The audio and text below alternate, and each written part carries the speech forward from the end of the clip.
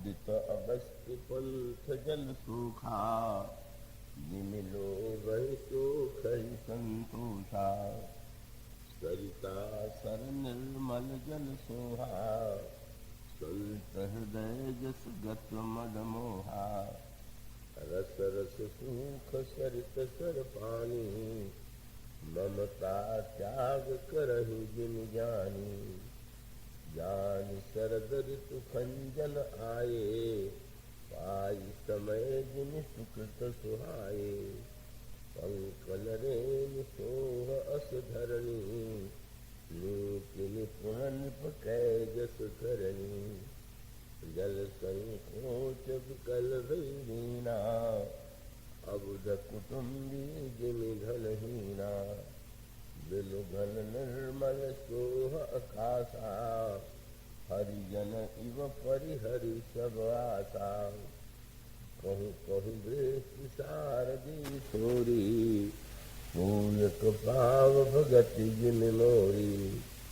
चले हरसि सज नगर नृप, तापस बनिक विखारी। जिमि हरि भगति पाई श्रम, तजहि आश्रमी विचार। भगवत कथा रसिक महानुभावों, भक्तिमती देवियों, भगवान श्री रामभद्र किष्किंधा के निकट प्रवर्षण पर्वत पर निवास कर रहे हैं। उसके पहले आपने बाली का वध किया, सुग्रीव को किष्किंधा का राज्य दिया, पर आपने उसके महल में, उसके निवास स्थान में प्रवेश नहीं किया। उन्होंने यही कहा कि मैं तो इस नगरी के निकट किष्किंधापुरी के पास ही प्रवर्षण पर्वत पर निवास करूंगा। और मित्र, तुम जाकर के अंगद के सहित राज्य चलाओ, पर इस बात को मत भूल जाना कि तुम्हें सीता जी का पता लगाना। भगवान श्री राम यह संदेश, यह संकेत, आदेश सुग्रीव को देते हैं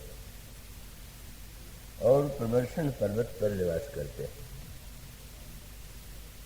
प्रवर्षण पर्वत पर वर्षा ऋतु के दृश्य सामने आते हैं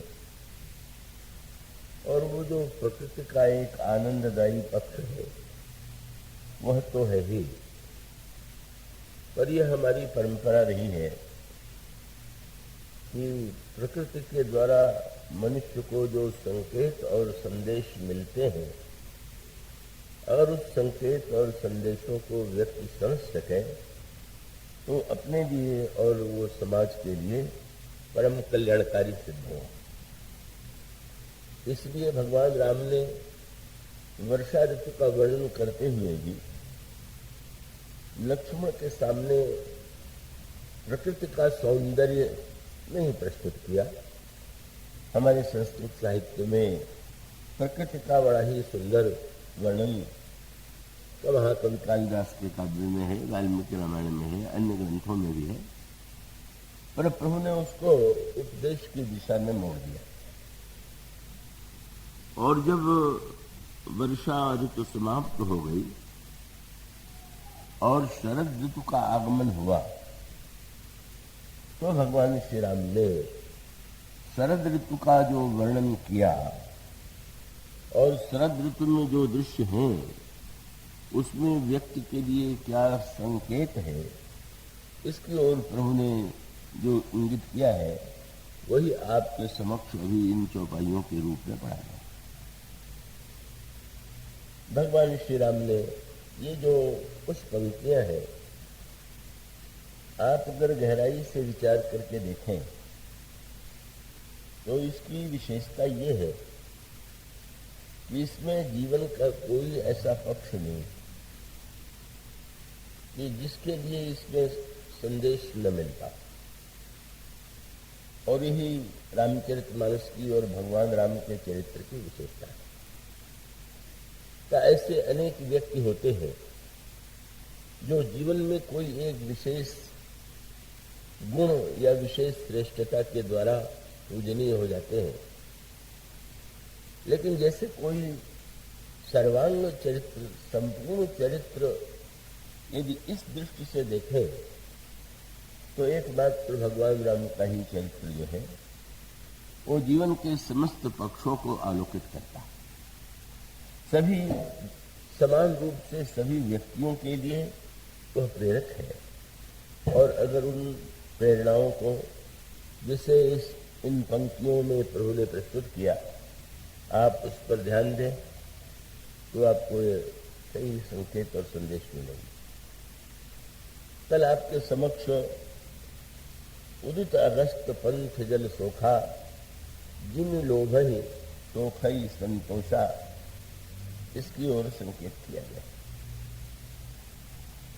भगवान श्री राघवेंद्र ने जो एक सूत्र दिया वह जीवन में अत्यंत उपयोगी है। अभी अभी संभवतः हमारे उमा शंकर जी लोभ के संदर्भ में व्याख्या प्रस्तुत कर रहे थे, पर मानवीय जीवन की सबसे कठिन समस्या ये है कि एक ओर तो इन वृत्तियों को जिसे हम दुर्गुण के रूप में कहते हैं, दुर्वृत्ति के रूप में कहते हैं, का उसे स्वीकार करने के लिए बाध्य है। और दूसरी ओर जिसे हम दुर्गुण और दुर्वृत्ति कहते हैं उस पर विजय प्राप्त करने का संदेश इन महान ग्रंथों में दिया गया। क्या तात्पर्य है इसका? यहाँ पर जिम लोभहि सोखई संतोषा का इसके संदर्भ में मैं आपका ध्यान आकृष्ट करना चाहूंगा कि जैसे ब्रह्मचर्य गुण है, दान गुण है, क्षमा गुण है, शील गुण है, का इसका पता तो सभी को है। इन्हें हम गुण के रूप में स्वीकार करते हैं और किसी व्यक्ति में यदि यह गुण होता है तो हम उसे समझते हैं कि वह व्यक्ति पूजनीय है। किंतु जिन वृत्तियों को काम क्रोध लोभ के रूप में जिनकी निंदा की गई और जिनके लिए भगवान श्री राम ने लक्ष्मण जी से ये कहा कि तात तीन अति प्रबल खल, दुर्गुण तो अनेक हैं लेकिन उनमें सबसे अधिक दुष्ट और खल जो है वो है काम क्रोध और लोभ। जब भगवान काम क्रोध लोभ की निंदा करते हैं तो बड़ी जटिल समस्या है। कई जो सृष्टि का जो निर्माण होता है वह तो काम के द्वारा ही होता है। विवाह के मूल में भी काम की ही वृत्ति होती है। तो अब ऐसी स्थिति में काम को हम फल के रूप में देखें, काम को हम दुर्गुण के रूप में देखें कि उसका और भी कोई भिन्न रूप है। और यही स्थिति लोभ की है। ये जो व्यक्ति के जीवन की समस्त आवश्यकताएं हैं उन सब की पूर्ति तो अर्थ से ही होती है, धन से ही होती है। और धन यदि व्यक्ति उपार्जित करता है तो हम उसे किस दृष्टि से देखें? अथवा कई बार ऐसी घटनाएं घटित होती हैं जो बहुत भयानक होती हैं, बहुत बुरी होती है।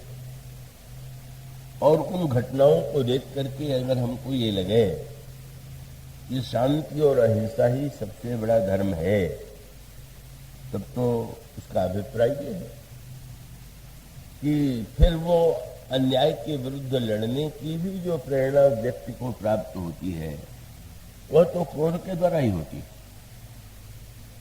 कि जब मनुष्य अन्याय के विरुद्ध व्यक्ति के मन में आक्रोश होता है तो आक्रोश ही उसे प्रेरित करता है। और तब काम क्रोध लोभ की निंदा का तात्पर्य क्या है? और अगर आप देखेंगे तो यहां जो सूत्र हैं उन पर दृष्टि डालिए। जल जो है जीवन के लिए कितना उपयोगी है। जल के बिना तो व्यक्ति का जीवन ही नहीं चल सकता, और इसीलिए जल के अनेक नामों में से एक नाम जीवन है। पर वो सूत्र तो बड़े महत्व का है। दो पंक्तियों पर दृष्टि डालिए कि मार्ग में जो गड्ढों में जल होता है वह भी तो जल ही है, नदी में जो जल है वह भी जल है, सरोवर में जो जल है वह भी जल है, और सड़क पर वर्षा ऋतु में का व्यक्तियों के चलते हुए सड़क की टूट फूट से उसमें जो जल एकत्र हो जाता है वह भी जल है। किंतु ये जो कीचड़ भरा हुआ जल है, क्या इसे हम जीवन की संज्ञा दे सकते हैं? क्या प्यास लगने पर कोई व्यक्ति का ये सोचेगा कि वो उस कीचड़ से भरे हुए जल को ही पी ले? और इसका सीधा सा तात्पर्य यह है कि वो जल का जो दो पक्ष है, एक ओर अगर जल मलिन है, गंदा है, तो अनेक अनेक रोगों को जन्म देने वाला है। जल के द्वारा कितने रोग उत्पन्न होते हैं इसके विषय में आप पढ़ते होंगे, सुनते रहते होंगे और अनुभव करते रहते होंगे। तो इसका अभिप्राय है कि जल जीवन भी है, और जल जो है वो मनुष्य के जीवन में रोगों की सृष्टि करके उसको विनाश की दिशा में भी ले जाता है। और तब गोस्वामी जी ने जब लोभ को जल की संज्ञा दी तो उसका सांकेतिक पक्ष क्या है? उसका अभिप्राय यह है कि अगर व्यक्ति के अंतःकरण में जैसा जल है वैसे मनुष्य के जीवन में अर्थ है, संपत्ति है, तो सारा संसार, सारे संसार का व्यवहार तो व्यक्ति के जीवन यापन और जीवन निर्वाह के लिए धन की आवश्यकता है। तो वस्तुतः जैसे जल अपेक्षित है, लेकिन उस जल की गंदगी, जब उस गंदे जल को हम पिएंगे तो हम रोगी होकर के मृत्यु की दिशा में बढ़ेंगे। इसी प्रकार से ये जो वृत्तियां हैं, क्या इन वृत्तियों की सबसे बड़ी समस्या यही है कि इन वृत्तियों में व्यक्ति के जीवन में मलिनता, अंतःकरण मलिन हो जाता है, मन मलिन हो जाता है। और इसलिए आप दोनों ही संकेत तो पाएंगे। आप यह तो पाते ही हैं कि भगवान शंकर समाधि में बैठे हुए हैं। समाधि में क्योंकि बाहर दृष्टि डालने की जिसे कोई अपेक्षा नहीं है, जो अपने आत्म रूप में स्थित है, उसके लिए आवश्यक नहीं है कि वो बहिर्मुख होकर के संसार की ओर देखे। और यही शंकर जी की स्थिति है। और तब एक दैत्य उत्पन्न हो जाता है, और वो दैत्य जो है बड़ा अपने को बुद्धिमान मानने वाला है। वो तपस्या करता है, और साधना के बाद जब ब्रह्मा उससे पूछते हैं तुम क्या चाहते हो, तो उसने यही कहा कि मैं चाहता हूं कि मेरी मृत्यु न हो। ब्रह्मा ने कहा ये तो सृष्टि के नियम के विरुद्ध है, जन्म लेने के बाद मृत्यु होगी ही। और तब उसने अपनी बड़ी बुद्धिमत्ता से सोचा कि मैं इतनी चतुराई से वरदान मांगू कि वो ब्रह्मा दे चाहे न दे, वो हमें तो मिल ही जाए। और तब उसने जो वरदान मांगा वो यह था कि अगर मेरी मृत्यु हो तो शंकर जी के पुत्र के हाथों से हो। थोड़ा गंभीर संकेत है, मैं आशा करता हूं आप एकाग्रता से समझेंगे। लेकिन इसके साथ साथ उसने एक वाक्य और जोड़ दिया ब्रह्मा चाहते हैं तो मन से ब्रह्मा के मानस पुत्र जो हैं नारद हैं, जनक सनातन सनत कुमार हैं, शंकर जी भी मन से ही सृष्टि का निर्माण कर सकते हैं, तो शंकर जी मन से पुत्र को भी जन्म दे देंगे। इसलिए उसने जो वाक्य कहा वैसे थोड़ा अश्लील सा प्रतीत होता है, पर वो तो बहुत बड़े महत्व का वाक्य है। उसका वरदान ये था कि शंभु शुक्र संभूत सुत यही जीते रण सोई। भगवान शंकर के वीर्य से जिस पुत्र का जन्म हो उसी के द्वारा मेरा वध हो। अब इसका तात्विक पक्ष ये है कि एक व्यक्ति जो ब्रह्मचारी है उसका आनंद ऊर्ध्वगामी, वो ब्रह्म में स्थित होकर के आनंद का अनुभव करता है, और सांसारिक व्यक्ति जो है उसी आनंद को पाने के लिए अधोगामी होता है। जो ऊर्ध्व इंद्रियों से सुख पाले वो व्यक्ति महापुरुष है, और जिसके सुख के लिए का उसका अधः पतन या निम्न स्तर पर उतरना अपेक्षित है वो तो संसार का ही व्यक्ति है। तो अब उसका अभिप्राय यह था कि शंकर जी जब समाधि में निरंतर ब्रह्म का अनुभव करते हैं तो अब वो नारी के द्वारा सुख के अनुभव की बात तो उनके अंतःकरण में आ ही नहीं सकती। तो इसका परिणाम यह होगा कि जो व्यक्ति अधूरा है वह सोचता है कि हम पत्नी के और विवाह के द्वारा सुख पाले, पर शंकर जी तो परमानंद में निमग्न हैं, लाग समाधि अखंड अपारा, तो न वो विवाह करेंगे, न पुत्र होगा और न तो मैं मारा जाऊंगा। बड़ी जटिल सी बात हो गई। और इसका अभिप्राय यह है कि आगे चल करके और भी स्पष्ट कर दिया गया क्या यह जो काम की वृत्ति है वो प्रसंग ही जो है बड़ा दार्शनिक, और परिणाम होता है कि संसार में तारकासुर का राज्य हो जाता है। स्वर्ग पर भी तारकासुर अधिकार कर लेता है। और इसका अभिप्राय यह है कि श्रेष्ठ व्यक्ति यदि अंतर्मुख हो जाए, बाहर देखना बंद कर दे, तो बाहर संसार में किन लोगों का अधिकार होगा, किन लोगों की इच्छा की पूर्ति होगी, वो तो बुरे ही व्यक्ति होंगे। यही संकेत श्री भरत और भगवान राम के संवाद के संदर्भ में चित्रकूट में आया था।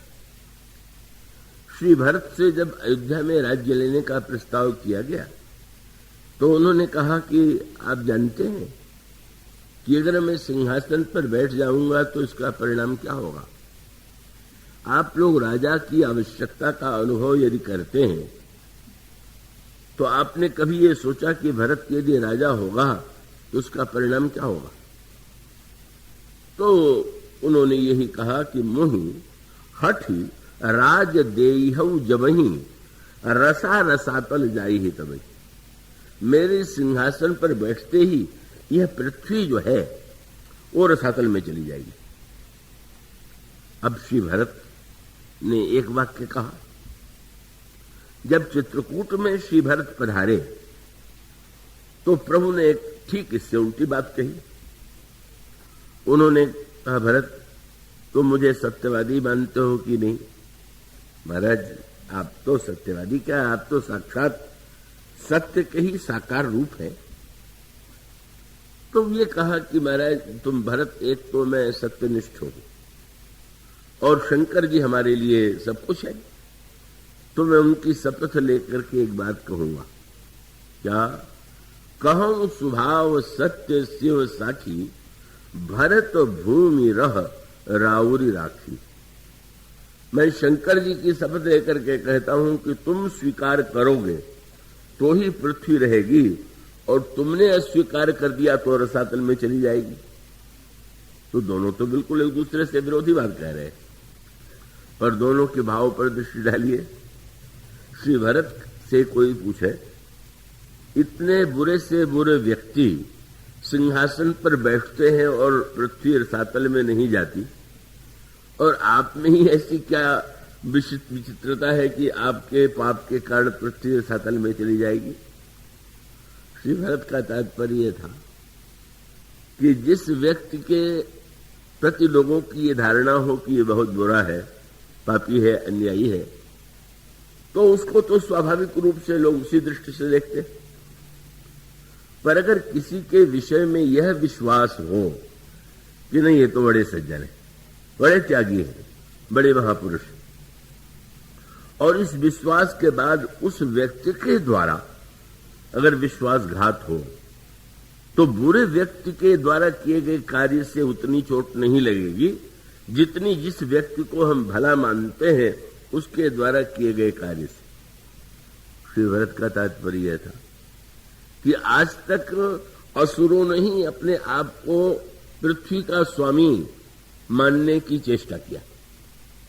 उन्होंने अपने आप को माना कि मैं पृथ्वी का स्वामी। उनकी उस दुष्ट बुरी चेष्टा को का पृथ्वी यह मान के चलती थी कि ये तो दुर्वृत्ति है ही और इनका विनाश तो भगवान के द्वारा होगा ही। लेकिन मेरे विषय में तो प्रसिद्ध है कि भरत तो श्री राम के छोटे भाई है।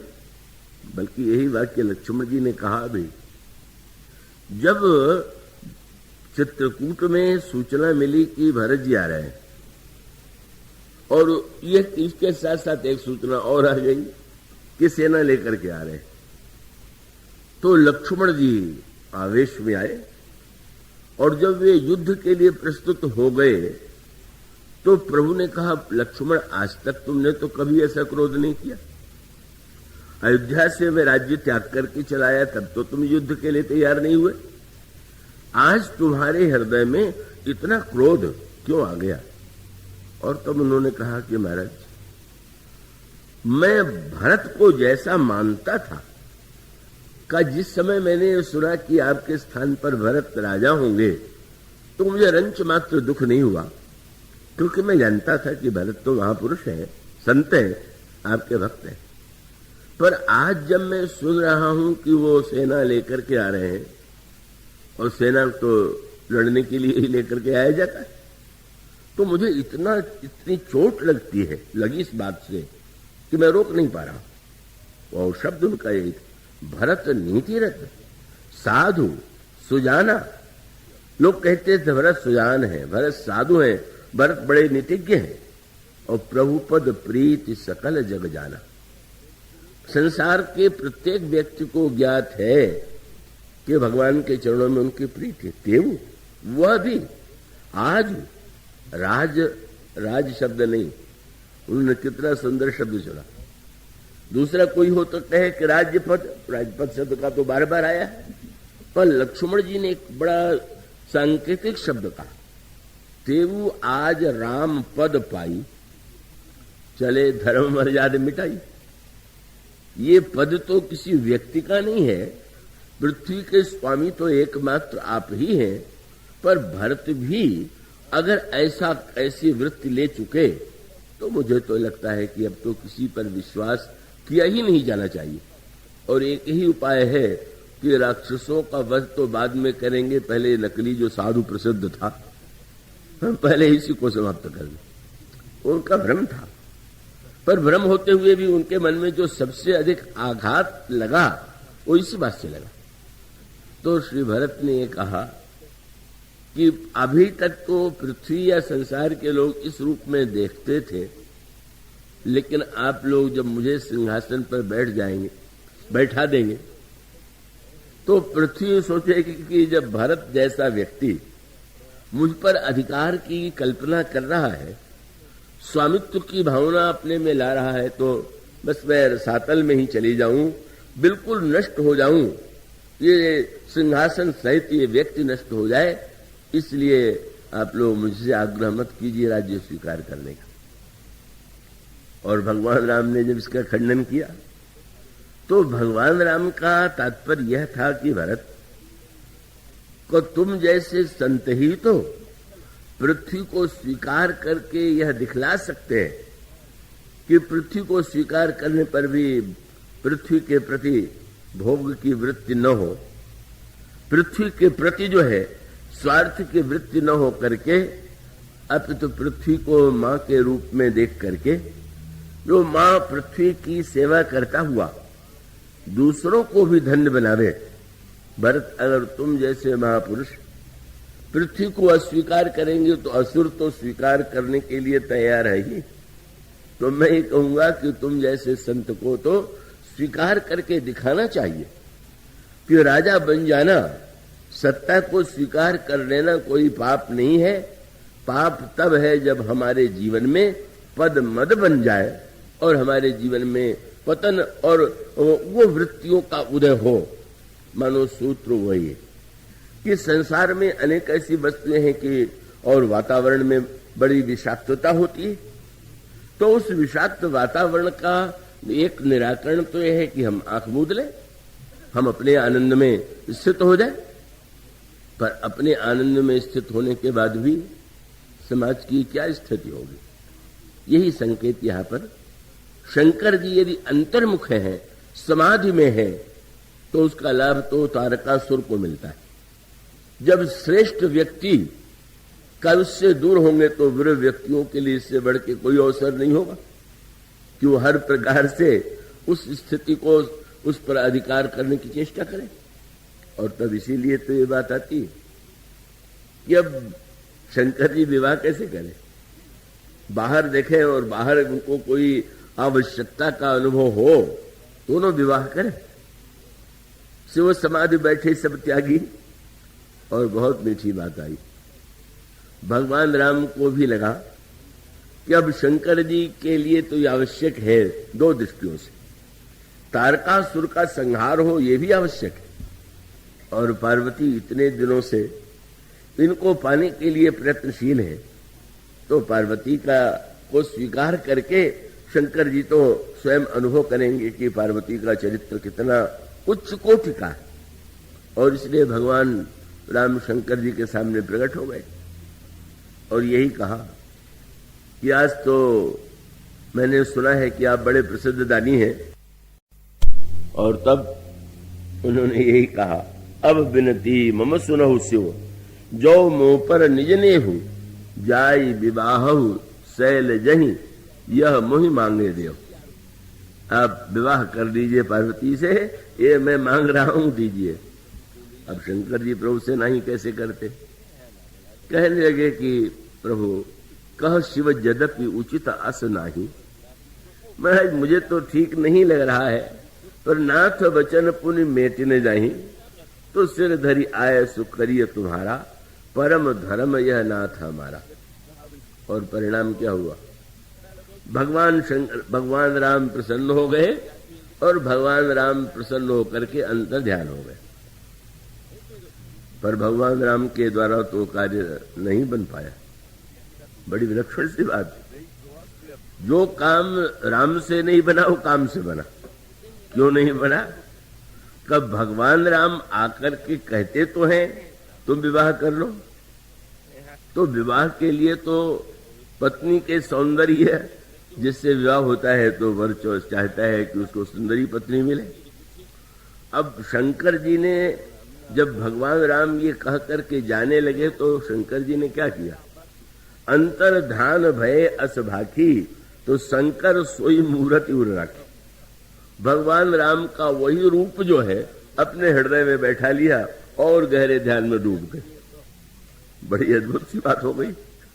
कब कोई व्यक्ति एक ओर तो निकलने की बात कहे और दूसरी ओर डूबो दे, तो शंकर जी तो भाव रस में भगवान के सौंदर्य में डूब गए और विवाह की याद नहीं रही।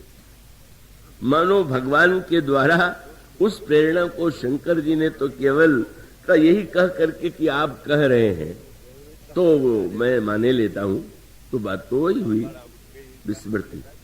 और तब कितनी सुंदर बात आती कि जब शंकर जी विवाह के लिए प्रस्तुत नहीं हुए तो देवताओं ने सोचा कि अब राम की स्तुति छोड़ के आज काम की स्तुति करें।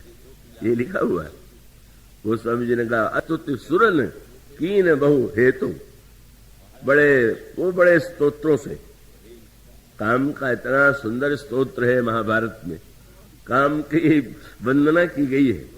तो आज देवताओं ने सारे स्तोत्र जो है काम के संदर्भ में जो थे उसका पाठ किया, अपनी समस्या बताई शंकर जी समाधि में डूबे हुए हैं, ऐसी सहायता करो कि शंकर जी के हृदय में विवाह की इच्छा उत्पन्न हो। और तब गोस्वामी जी ने लिखा कि जब देवताओं ने प्रस्ताव किया, कामदेव की प्रशंसा किया, तो सुर न कही निज विपत्ति तब बिहस कहे असमार। खूब कामदेव हंसा। कामदेव को हंसी क्यों आ रही?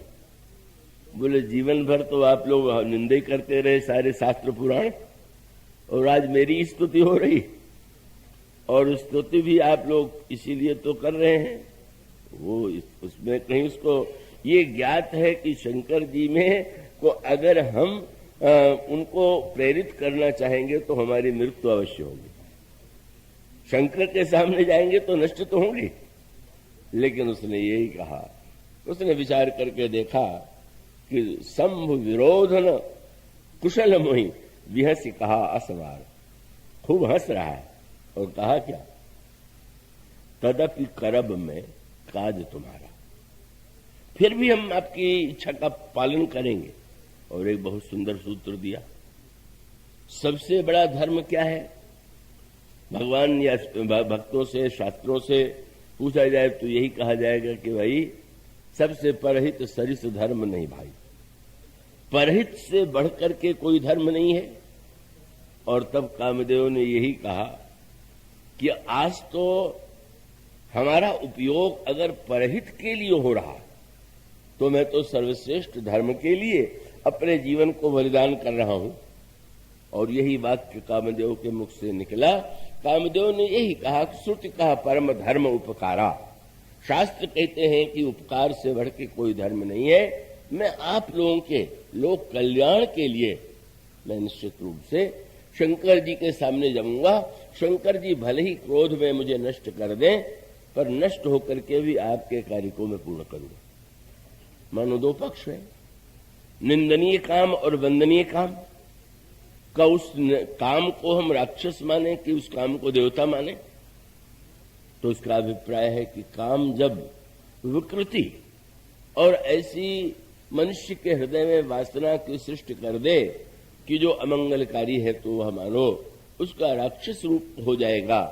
और जब वह लोक कल्याण के लिए भगवान शंकर के अंतर्मन में काम की सृष्टि करता है, और सृष्टि करके कितना बड़ा महान, कैसा अद्भुत काम ने किया कार्य, शंकर जी के ऊपर बाण चलाया, और वो बाण इतना चमत्कारी था कि वो लगते ही शंकर जी की समाधि खुल गई। और इतना नहीं, शंकर जी के अंतर्मन में विवाह की इच्छा उत्पन्न हुई। और जब हुई तो होने के तत्काल बाद शंकर जी सोचने लगे कि अचानक आज तक जो वृत्ति मेरे मन में नहीं आई, आ कहां से गई? और तब उन्होंने कहा कि अच्छा, भीतर तो इसका कारण नहीं है, बाहर ही कहीं होगा। तो ढूंढने लगे तो दिखाई पड़ा आम के पत्ते की आड़ में काम। बस तब शंकर जी ने देखा, और देखते ही तब शिव तीसर नयन उघारा, चेतोवत काम भयउ जल छाया। भगवान शिव ने मानो उसको दंड देने के लिए कहा कि मैं राम के ध्यान में डूबा हुआ था और तुमने मेरा ध्यान उधर से हटाया, तो तुम्हारा नष्ट कर देना ही कल्याणकारी। जल करके भस्म हो गया। पर बड़ी मीठी बात है, जब वो काम जल के भस्म हो गया तो काम की पत्नी रति आ गई, और रति ने भगवान शंकर से उलाहना दिया, आपने मेरे पति को दंड क्यों दिया? तो मेरी समाधि को भंग करके मेरे मन को बहिर्मुख बनाया, इसलिए दंड देना स्वाभाविक। तो रति ने कहा, महाराज आप तो समर्थ हैं, चाहे जो करिए, पर हमारे पति जो है दंड के नहीं पुरस्कार के पात्र हैं। क्यों? बोले आपके आराध्य जिनके आप ध्यान में डूबे रहते हैं, वो प्रभु जो है आपको आज्ञा दे गए विवाह कर लीजिए, और उन प्रभु की आज्ञा भूल गए और हमारे पति ने अगर याद दिला दिया तो प्रभु का ही तो काम किया, तो इसके लिए आपको पुरस्कार देना चाहिए कि दंड देना चाहिए?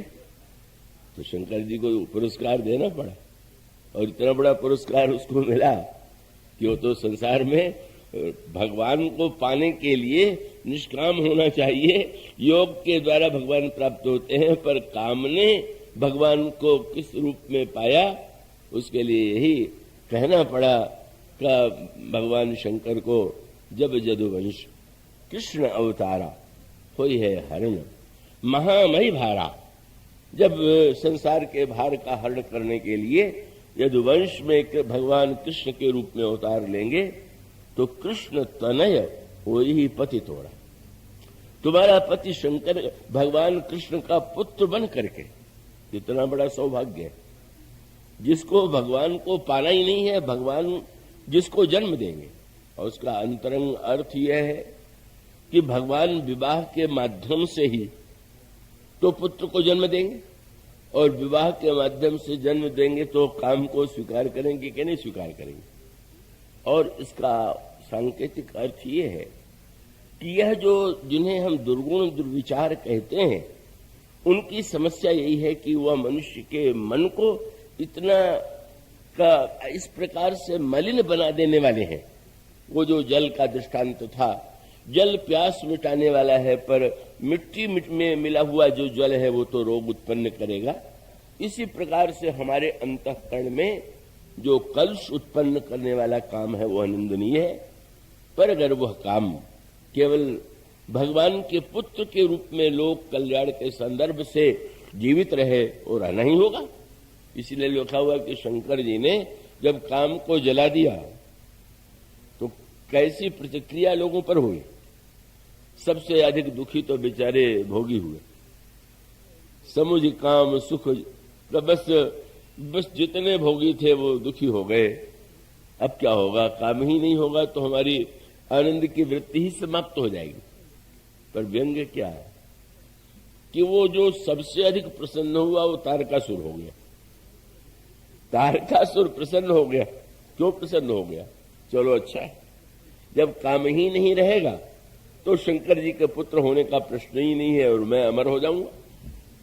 यह जो उसका गणित है, उसका अर्थ है कि काम भी का जीवन का वह पक्ष है कि अगर वो हमारे अंतःकरण को मलिन न बना करके हमारे अंतर हृदय को का वो भगवान की दिशा में प्रेरित करे, और करता है। जब आप पढ़ते हैं गोस्वामी जी बहुत बड़े कामी थे। वो बिल्वमंगल प्रसिद्ध भक्त हैं, उनके विषय में प्रसिद्ध है कि बहुत कामी थे। पर एक के काम की वृत्ति ने राम से मिला दिया, दूसरे के काम की वृत्ति ने कृष्ण से मिला दिया। और इसका अभिप्राय यही है कि किसी न किसी प्रकार से इन वृत्तियों को रहने देना है, पर इनमें जो मलिनता आ गई है, वो जो दोष है, उसी को समाप्त करने की चेष्टा करनी चाहिए। यही वृत्ति काम के संदर्भ में है, यही क्रोध के संदर्भ में। क्रोध की वृत्ति जो है क्योंकि वो मनुष्य को अनावश्यक रूप से क्रोध की वह स्थिति, संकेत आता है ना, का एक ही सभा में दो ऐसे व्यक्ति हैं कि जिनमें क्रोध का लक्षण दिखाई देता है, और वो जनकपुर की सभा है। और जनकपुर की सभा में या तो लक्ष्मण जी में क्रोध है, और क्रोध साधारण नहीं।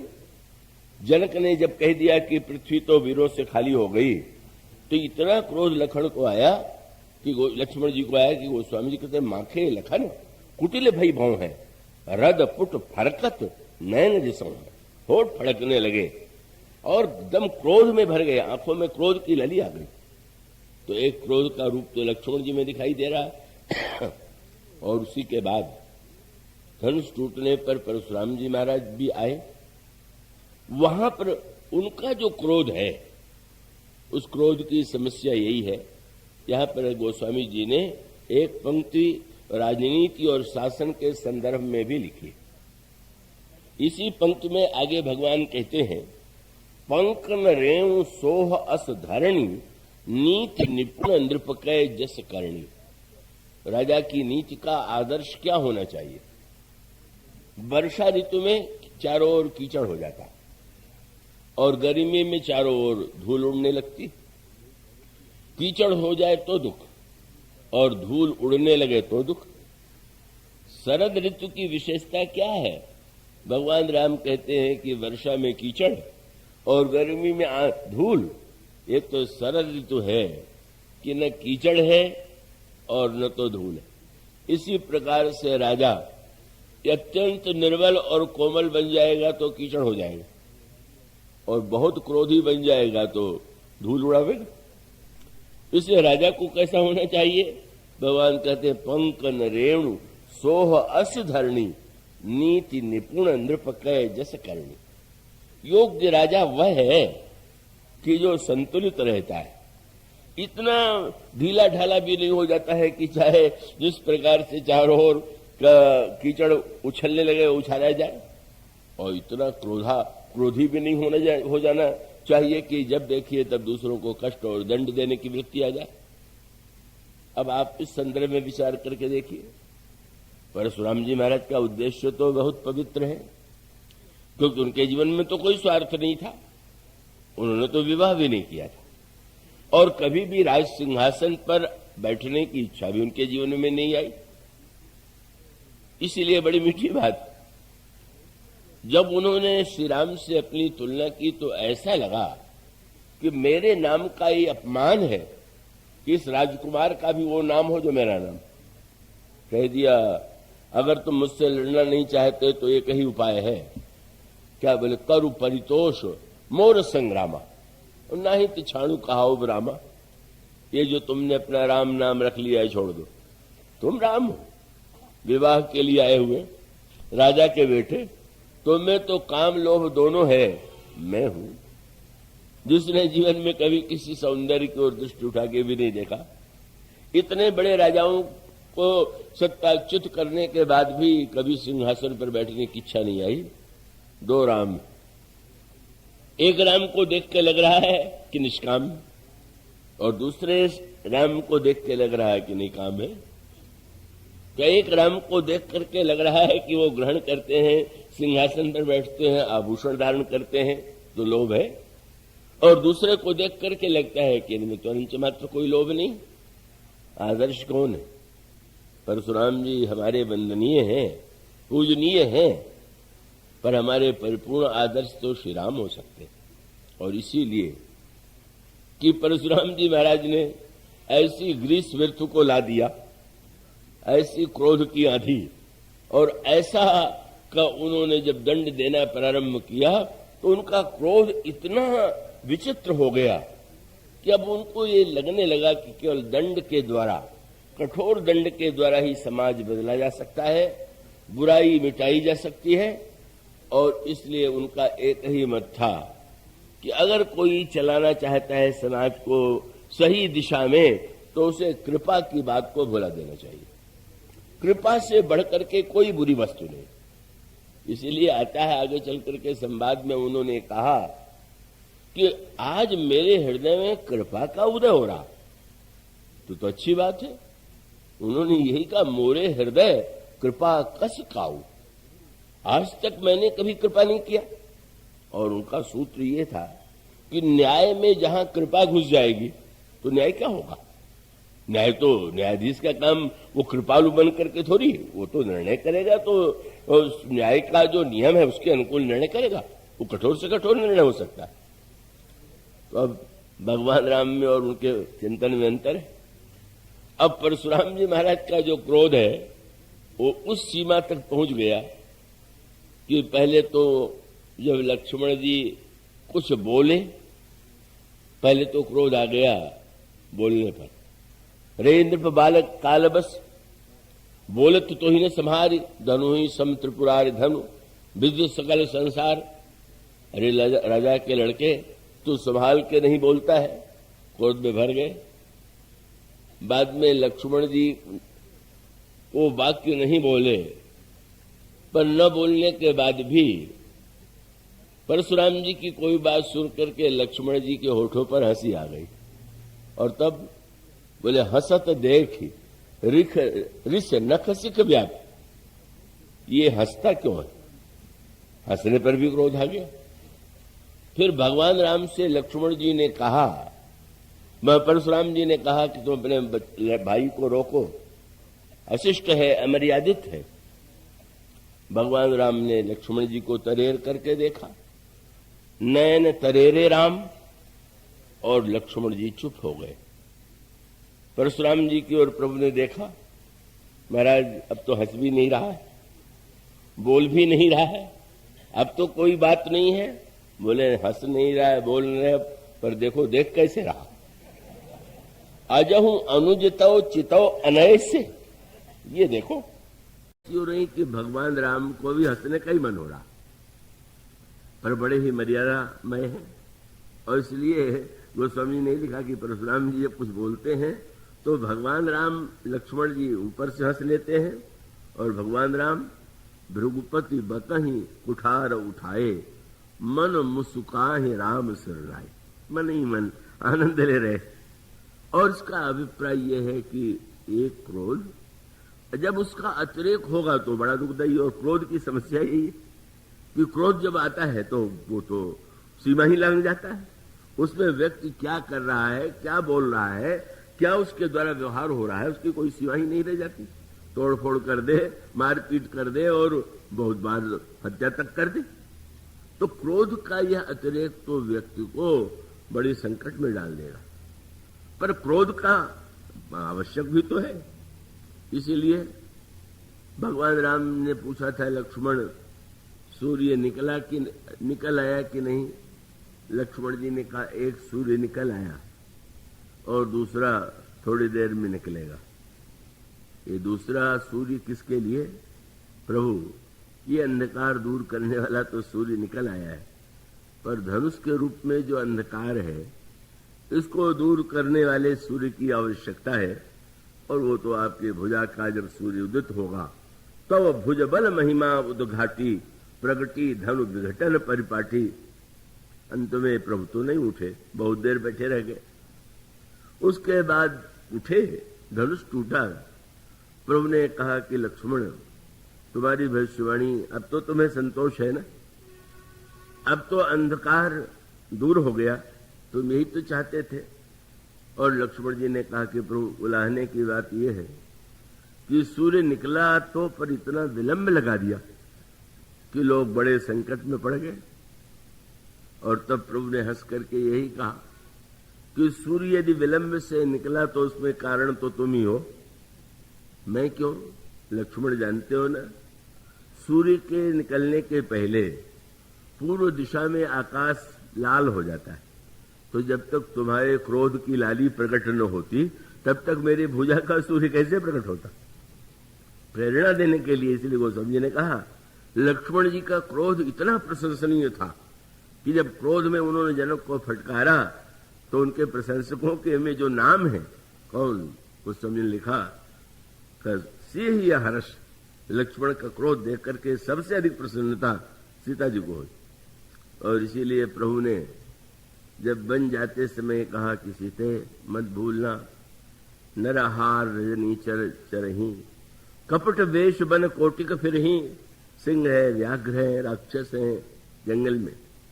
तो किशोरी जी ने यही कहा कि महाराज आपके श्रीमुख से शोभा नहीं देता है कि आप ये कह करके मुझे डरावें कि जंगल में शेर है, भालू है, और डर पही धीर गहन सुधि आए।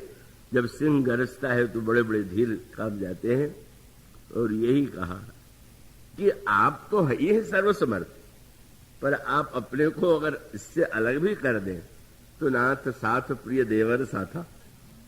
ये हमारा प्रिय देवर लक्ष्मण तो साथ में है, और आप कहते हैं कि मैं सिंह की गर्जना से डर जाऊंगी। अरे हमारे देवर ने जब गर्जना किया तो सारा ब्रह्मांड डर गया, पर मुझे तो बहुत प्रसन्नता हुई, मुझे बड़ा विश्वास है। और ये लिखा हुआ है कि उनके क्रोध को देख करके प्रसन्न होने वालों में गुरु रघुपति सब मुनि मन माही, मुदित भये पुनि पुनि पुलकाय।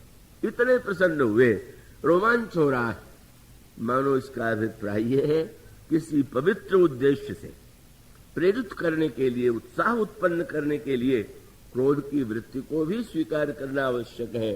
और उस क्रोध के द्वारा लक्ष्मण स्वयं कोई अपनी इच्छा की पूर्ति नहीं कर रहे हैं, समाज के कल्याण के लिए प्रभु को प्रेरित कर रहे हैं, उत्साहित कर रहे हैं। और इसीलिए समुद्र के किनारे अगर विभीषण की बात मान करके उन्होंने कहा कि मैं अनशन करूंगा, तो लक्ष्मण जी ने तुरंत कह दिया कि प्रभु अनशन मत कीजिए। कीजिए क्या? बोले कि सोखिए सिंधु करिए मनरोसा, क्रोध कीजिए। आप क्यों समय व्यर्थ नष्ट कर रहे हैं? भगवान राम लक्ष्मण की इस वाणी को सुनकर के हंसते ही है, प्रसन्न हो जाते हैं, क्योंकि लक्ष्मण जी ने कह दिया था, खादर मन कर एक अधारा, दैव दैव आलसी पुकारा। कायर ही दैव दैव पुकारते रहते हैं। ये आपके मुंह से दैव शब्द शोभा देता है? प्रसन्न क्यों हो गए? बोले तुमने ये कहा कि कायर जो है वो दैव को पुकारता है, मैंने अभी दैव का नाम लिया था, तो कोई चिंता की बात नहीं। दैव का नाम लेने से मैं अगर कायर भी हूं, तो तुम जैसे वीर भाई के रहते हुए मेरी वीरता की कोई आवश्यकता भी नहीं। और वो घोषित भी करते हैं, जगमा सखा निशाचर जेते, लक्ष्मण हनई निमिख महते। और उसका अभिप्राय यह है कि इन सारी वृत्तियों में सबसे बड़ी समस्या ये है कि हमारा अंतःकरण मलिन हो जाता है, वो दोष आ जाता है। अगर उन दोषों का निराकरण कर सके तो उसका अभिप्राय ये होगा कि हमारे जीवन में वो दोष न रह करके गुण हो जाएंगे। और यही बात लोभ के संदर्भ में, भगवान श्री राम के मन में राज्य का अंश मात्र लोभ नहीं था। लोभ न राम ही राज कर, बहुत भरत पर प्रीत, महाराज दशरथ ने घोषणा किया था। पर इतना होते हुए भी भगवान श्री राघवेंद्र यदि सिंहासन पर बैठना स्वीकार करते, और ये न समझ लीजिएगा कि सिंहासन पर बैठे थे तो कोई खादी का कुर्ता पहन के बैठे हो, ये तो निंदा मैं नहीं कर रहा हूं। मैंने राजा के रूप में बैठे तो रेशमी वस्त्र और आभूषण, माने भगवान राम चाहते तो ये कहते मैं सिंहासन पर बैठूंगा पर वही बलकल वस्त्र पहने रहूंगा, मैं तो उसी वेश में। पर भगवान राम गोस्वामी ने लिखा, कर मज्जन प्रभु भूषण साजे। सिंहासन पर बैठने के पहले प्रभु ने कैसा अनोखा कार्य किया, स्वयं स्नान किया, और स्नान करने के बाद कीमती से कीमती आभूषण प्रभु ने धारण किया। और ऐसी उस प्रभु की दिव्य शोभा, मुकुट की शोभा जिसमें दिव्य अनेक रत्न जटित हैं, मानो भगवान राम इस राज्य को जब स्वीकार करते और राजा के रूप में स्वीकार ही नहीं करते। भगवान राम भोगों को भोगते थे कि नहीं भोगते थे? भगवान राम क्या एकांत में बैठ करके केवल योगाभ्यास करते थे क्या? गोस्वामी जी ने स्पष्ट कह दिया। भगवान राम कौन है? बोले श्रुति पथ पालक, धर्म धुरंधर। और है कैसे? बोले गुणातीत और भोग पुरंदर। एक और इंद्र के समान भोगों को भोगते हैं और दूसरे साथ साथ वो गुणातीत भी। और इसका अभिप्राय है कि मानो भगवान राम अपने चरित्र के द्वारा यह बताना चाहते हैं, केवल बहिरंग किसी वस्तु के द्वारा व्यक्ति के चरित्र का निर्णय नहीं किया जा सकता। का कोई व्यक्ति बहिरंग प्रदर्शन के रूप में भी अपने आप को इस रूप में प्रदर्शित कर सकता है। भगवान राम के चरित्र में काम की स्वीकृति है, क्रोध की स्वीकृति है, लोभ की स्वीकृति है, पर वह ऐसा है कि जहां पर भगवान राम का काम, क्रोध, लोभ जो है वो समाज को धन्य बना देता है, परिपूर्णता प्रदान करता है। इसलिए भगवान राम जिस ऋतु को आदर्श मानते हैं, उनका कहना यही है। इसमें आप देखेंगे शरद ऋतु के द्वारा उन्होंने ज्ञानी को संदेश दिया, भक्त को संदेश दिया, राजा को संदेश दिया। प्रत्येक व्यक्ति को भगवान ने अनेक सूत्र दिए और उसका पहला संकेत यही था। और यह संकेत कहां से जुड़ा हुआ था? आप ध्यान से अगर विचार करके देखें, इसकी पृष्ठभूमि पर दृष्टि डालिए। भगवान राम ने जब सुग्रीव का दुख सुना कि बाली ने किस प्रकार से सुग्रीव की पत्नी को छीन लिया, राज्य को छीन लिया, तो भगवान राम के आंखों में आंसू आ गए। और सुन सेवक दुख दीन दयाला, फरक उठी दो भुजा विशाला। भगवान के आंखों में आंसू आ गया और भुजाएं फड़क उठी। और भगवान ने कहा, सुनो सुग्रीव, मैं मारी हूं, बाली ही एक ही बाण, सुग्रीव निश्चिंत हो जाओ। मैं उस बाली का वध एक ही बाण से करूंगा। और तुम विश्वास रखो, ब्रह्म रुद्र शरणागतहु गए न उबरहि प्राण। अगर वो ब्रह्मा और शंकर की शरण में जाएगा तो अभी उसका प्राण बच नहीं सकता। भगवान ने इतनी ऊंची बात कही और सुग्रीव कहने लगे, महाराज आप कह तो रहे हैं, पर आपको बाली के बल का पता है? लीजिए, भगवान से कहा, बाली महाबल अतिरण धीरा। साधारण बलवान उसको न समझेगा, आपने कह दिया एक ही बाण से। अरे महाराज आप कहते मारूंगा तो भी आपने एक ही बाण से मारूंगा। बाली तो बहुत बड़ा बलवान है। भगवान ने मुस्कुरा करके पूछा, तो तुम्हें संतोष कैसे होगा? तो 7 ताल के वृक्ष थे और दुंदुभी राक्षस के, अब बड़ा विशाल वो राक्षस था, उसकी हड्डियों का ढेर पड़ा हुआ था। तो उन्होंने कहा कि महाराज अगर कोई एक ही बाण से 7 तालों का भेदन कर दे और दुंदुभी राक्षस की हड्डी को 4 योजन दूर फेंक दे तो हम मान लेंगे कि वो बाली को मार सकता है। कैसी परीक्षा ले रहा है जीव, हड्डी भगवान से फेंकवा रहा है और वो कह रहा है, दुंदुभी अस्थिताल दिखराए बिनु प्रयास रघुनाथ ढाए। भगवान के लिए तो खेल था। एक ही बाण से जो है प्रभु ने ताल का भेदन कर दिया, अपने पैर के अंगूठे से उस ढेर के हड्डियों को उठा करके उतने दूर फेंक दिया। और तब देख अमित बल बाढ़ी प्रीति और बाली बधब इन भई परती थी।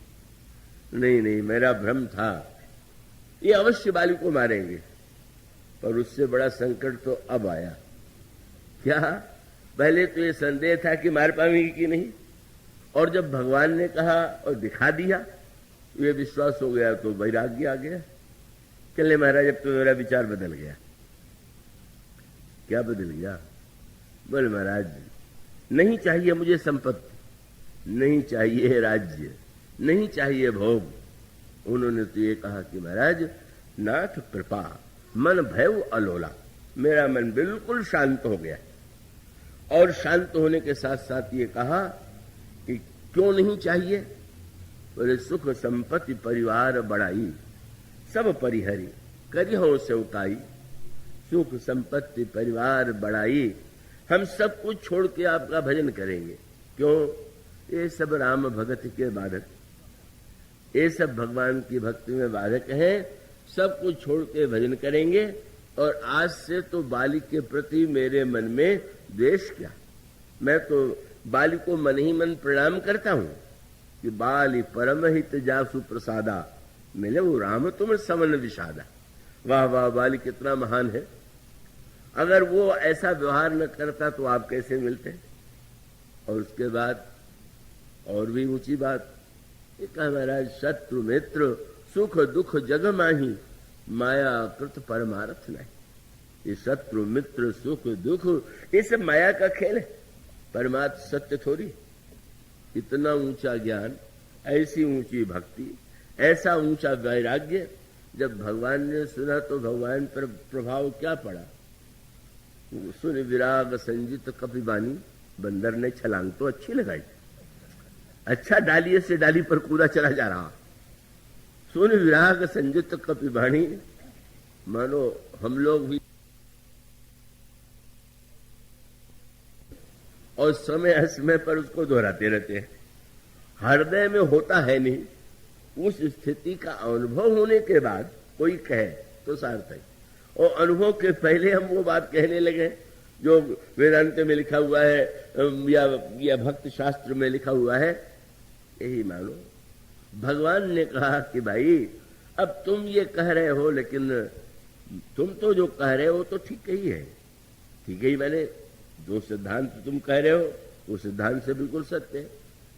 पर प्रभु ने कह दिया कि पर मित्र तुम ये भी तो जानते हो कि सखा वचन मम मृषा न होई। पर मित्र मेरी बात भी तो झूठी नहीं होती। सुग्रीव ने कहा, अच्छा मुझे तो लड़ने की इच्छा नहीं है, पर आपके सत्य को बचाने के लिए जैसा कहिए वो मैं करूं। प्रभु को बड़ा आनंद आया। बोले मेरे ऊपर ये एहसान करने जा रहे हैं, अब जो वे कार्य करेंगे वो मेरे ऊपर कृपा करके, क्योंकि इनमें ज्ञान वैराग्य और भक्ति सब आ गई है। और जब प्रभु ने कहा कि अच्छा जाओ, बाली को पुकारो, गर्जना किया, और गर्जना के पश्चात बाली निकल करके आया, और जो ही बाली का एक मुक्का सुग्रीव पर लगा, ऐसे घबराए, तब सुग्रीव विकल होई भागा। एक ही मुक्के में न ज्ञान रहा, न वैराग्य रहा, न तो भक्ति रही। व्याकुल होकर भगवान के पास आए, प्रभु आपने तो कहा था एक ही बाण से मारेंगे। प्रभु ने कहा भाई मैं पहचान ही नहीं पाया कौन बाली है और कौन सुग्रीव।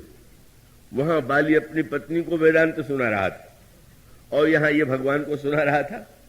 बाली से जब पत्नी ने कहा कि महाराज वो तो जानते हैं सुग्रीव ने जिनसे मित्रता किया है वो बड़े बलवान, तो बाली ने कहा बलवान, अरे वो तो ईश्वर है।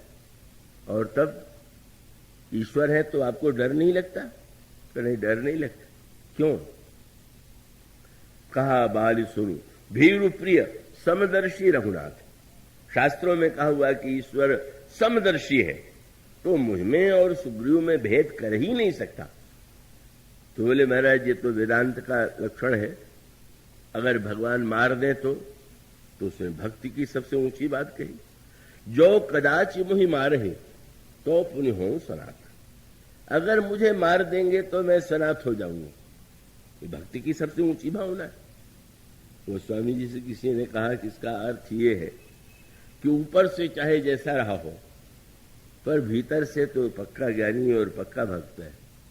तुलसीदास जी ने बाली को एक ही उपाधि दिया, क्या? बोले गोस्वामी जी ने कहा अस कही चला महाअभिमानी। ये न ज्ञानी है न भक्त है, ये तो केवल शुद्ध अभिमानी। भगवान का व्यंग था कि एक तुम्हारा बड़ा भाई जो इतने ऊंचे वेदांत और भक्त में, और तुम भी, मैं कैसे भेद कर पाता कि कौन बाली है और कौन सुग्रीव है? तुम तो दोनों बिल्कुल एक ही जैसे लगे। तब सुग्रीव उस स्तर पर बोले जहां पर जो बोलना चाहिए उन्हें। बोलना क्या सत्य है मत तो नहीं है। किसी छोटे से विद्यार्थी से पहली कक्षा में पूछा जाए कमाने कबूतर, कमाने क्या होता है, और कहीं पिताजी को उसने ग्रंथ से किसी को बताते सुना हो कि कमाने ब्रह्म होता है, और कबूतर के स्थान पर ब्रह्म लिख दे, तो परीक्षा में पास नहीं हो। उसका पाठ वही है, उसको वही उत्तर देना चाहिए। भगवान मानो यह बताना चाहते थे कि सुग्रीव ये मिथ्या कल्पना कि तुम सब कुछ छोड़ करके ही मेरा भजन कर सकते हो, शत्रु मित्र मिथ्या है, ये सारी बातें सुनी सुनाई है, तुम्हारी अनुभूति की नहीं। तुम्हें ऐसा लगता नहीं है, तुम केवल सुन के कहते हो, और इसीलिए जब वो परीक्षा होती है तो तुम्हारा चरित्र जो है उल्टा दिखाई देता है। और फिर भगवान मानो सूत्र यही तो देते हैं। सुग्रीव अगर कहते हैं कि नहीं महाराज संपत्ति नहीं चाहिए, सुख नहीं चाहिए, परिवार नहीं चाहिए, तो भगवान क्यों भला उनको विवाह फिर से पत्नी से मिलावे, राज्य दे? बस वहां सूत्र वही। भगवान ने यही कहा था कि तुम पत्नी को स्वीकार करो, राज्य को स्वीकार करो, भोगों को स्वीकार करो, पर स्वीकार करते हुए भी सीता जी का पता लगाना है, इस बात को ध्यान में रखो। सीता जी मूर्तिमती भक्त हैं, और तब बुराई कहां पर आई? बुराई इसमें नहीं थी कि वो भगवान की शरण में गया, वो सकाम था। बुराई तब आई कि जब वह भोगों में इतना भूल गया कि भो सीता जी के पता लगाने का ध्यान ही नहीं रहा। बस यहीं पर वह मूल एक रेखा है, और उसका अभिप्राय है कि जिस समय वह सुग्रीव जो ये कह रहा था कि शत्रु मित्र सुख दुख मिथ्या है, सब कुछ छोड़ करके भजन करेंगे, जब वर्षा ऋतु व्यतीत हो गई तो एक दिन भी यह ध्यान नहीं आया सुग्रीव को कि चल करके मिला मैं, जिन प्रभु ने मुझे इतना दिया है और उनकी कृपा से मैं राज्य कर रहा हूं, एक दिन आने का अवकाश नहीं मिला। और उसके बाद भगवान ने कहा, सोचा कोई बात नहीं है, बरसात आती है तो बाढ़ भी आती है, और बरसात में जब जल बढ़ता है तो गंदगी भी बढ़ती ही जाती है। इसलिए भगवान ने जब वर्षा ऋतु का वर्णन किया तो यही कहा कि क्षुद्र नदी भरी चली तो राई, जस थोरही धन खले तराई। कहो जब कोई क्षुद्र व्यक्ति धन पा लेता है तो जैसे बरसात में चारों ओर बाढ़ ही बाढ़, जल ही जल दिखाई देता है, पर वो जल गंदा है, वो जल मलिन है और वो व्यक्ति को जलाता नहीं, मारता। पर जल जब वो शरद ऋतु कि ग्रीष्म ऋतु तो नदी की परीक्षा है। किसी ने कहा कि वो तो बड़े भगत हैं, तो कबीर ने ही कहा कि हाँ, भक्त भाव भादव नदी सबे चली गहराए, सरिता वो है सराही जो जेठ मास ठहरा। कुछ नदियां तो ऐसी हैं कि गर्मी में कहीं जल ही नहीं दिखाई देता। तो या तो जल ही नहीं, या जल इतना उमड़ा कि चारों ओर गंदगी, बाढ़, और उसमें लोग मर रहे हैं, डूब रहे हैं। शरद ऋतु भगवान ने पूरी वर्षा में प्रतीक्षा किया कि सुग्रीव को कभी तो ध्यान आवेगा, पर जब सुग्रीव नहीं आए तो भगवान राम का सूत्र यही था, और वही मूल सूत्र यह है कि लाभ और लोभ का जो अंतर है, आपने उस पर ध्यान दिया होगा। लाभ की आवश्यकता किसे नहीं। भगवान राम जब भक्त का लक्षण बताते हैं तो कहते हैं 8 जथा लाभ संतोषा। कबीरदास जी भगवान से तो नहीं कहते कुछ नहीं चाहिए, साईं इतना दीजिए जामे कुटुंब समाए, मैं भी भूखा ना रहूं, साधु न भूखा जाए। लाभ की आवश्यकता है, लोभ की नहीं। और कैसा विलक्षण ये शब्द रचना की गई, दोनों में ल और भ अक्षर बिल्कुल एक ही है, अलग शब्द नहीं है। अक्षर दोनों में, लाभ में भी वही और लोभ में भी वही। तो फिर एक को बुरा क्यों कहते हैं? लाभ और लोभ में अंतर क्या है? बोले बस मात्रा का भेद। ल के साथ अ जोड़ दिया तो लाभ बन गया, पर मात्रा बढ़ती गई। अब अ नहीं, आ ई ए आई, तब कहीं ओ। मानो जो जो मनुष्य की यह वृत्ति बढ़ती जाए मात्रा की, और बस जो 10 20 50 मिले, सत होय हजारों लाख मंगेगी, और कोटि अरब खरब असंख्य पृथ्वीपति होने की चाह जगेगी। और स्वर्ग पताल को राज्य मिले, पर तऊ तृष्णा अति आग लगेगी। यही है लोभ, मात्रा बढ़ती जा रही, एक मात्रा से नहीं, और तब सुंदर जी ने जो बात कही वही बात यहाँ पर, वो तो प्रभु की वाणी ही है। उन्होंने कहा जो 10 20 50 मिले, सत होए हजारों लाख मंगेगी, और कोटि अरब खरब असंख्य पृथ्वीपति होने की चाह जगेगी। और स्वर्ग पताल को राज्य मिले, पे तऊ तृष्णा अति आग लगेगी। तब बोले सुंदर एक संतोष बिना, सठ तेरी तो भूख कभी न भगेगी। तुम्हारे जीवन में आप कहीं भी देख लीजिए, आप बहुत भोजन कर रहे तो आपका क्या होगा? बीमार होंगे कि नहीं होंगे? जब लाभ में लोभ की दिशा में, तो भगवान प्रारंभ से ही कहते हैं कि लक्ष्मण, लाभ के स्थान पर लोभ की वृत्ति जब आती है तो अंतःकरण मलिन हो जाता है। जीवन के स्थान पर वो रोग की सृष्टि करता है, और तब जब अगस्त के रूप में विवेक का उदय हो, संतोष के रूप में, अगस्त कौन है? संतोष है। और भगवान कहते उदित अगस्त पंथ जल सोखा, जेमी लोभ है सोख है संतोषा। इसके बाद की चर्चा कल होगी। आज दियावर राम।